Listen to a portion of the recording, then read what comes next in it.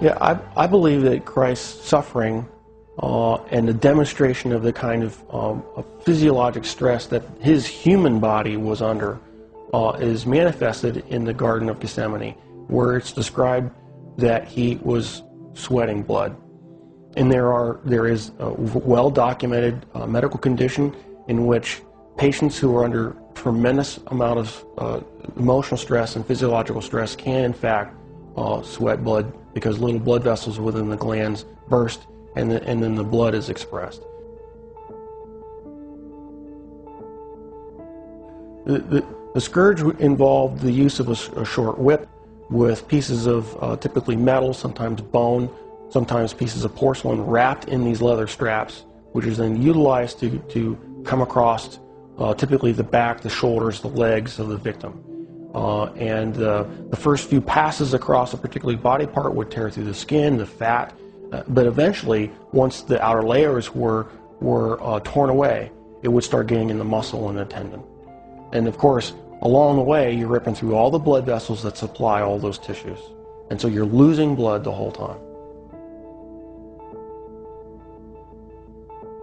The plant that was described actually had a very long thorn, not the little thorns that we would think from a rose bush. These were thorns that were typically 1.5 inches to 2 inches in length. The scalp is one of the most vascular portions of our bodies. It had a huge blood supply up there. So then having those thorns shoved down into the, down onto the bony plate would have gone through all the scalp, which in and of itself would have created a huge amount of blood loss.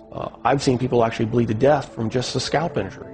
So this is not a small injury to have, who knows, dozens of these things shoved into your scalp. And so that would have caused more blood loss.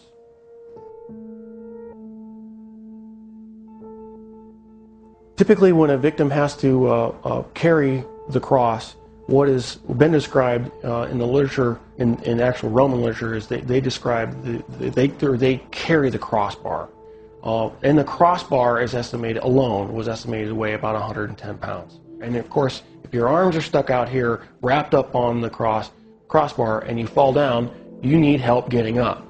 You just can't get up on your own, because there's no possible way without your arms to get up. So he would have needed help getting up. If he fell over, there's a good chance that he could have hit his chest, which then could account for the possibility of a cardiac injury.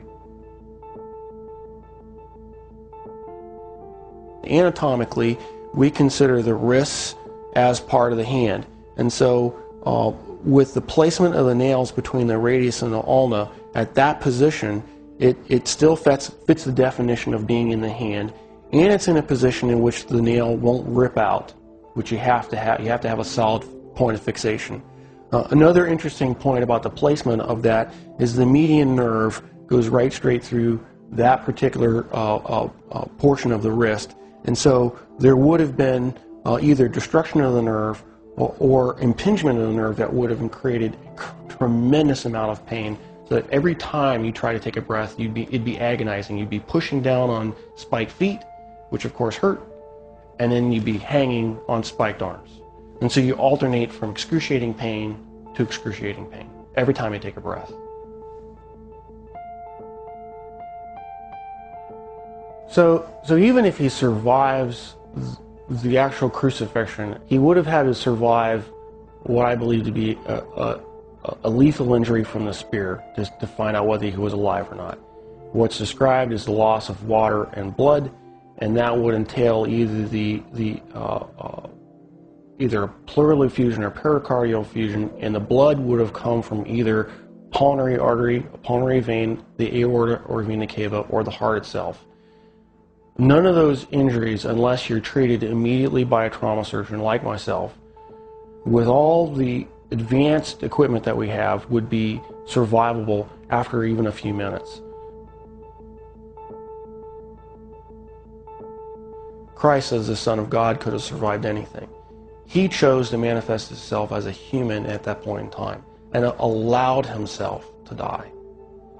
And being human at that point in time, he could not have survived this particular series of traumas. It's not possible.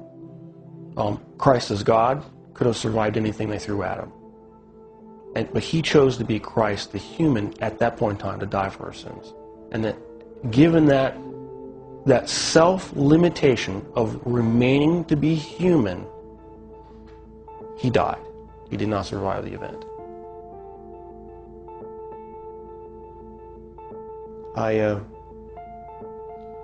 I'm profoundly impacted by it. Because I realized the price that he paid was something I would never be willing to do for probably anybody. It's very difficult for me to even sing songs about the cross, even in worship, because I truly do understand what he paid, the price that he paid.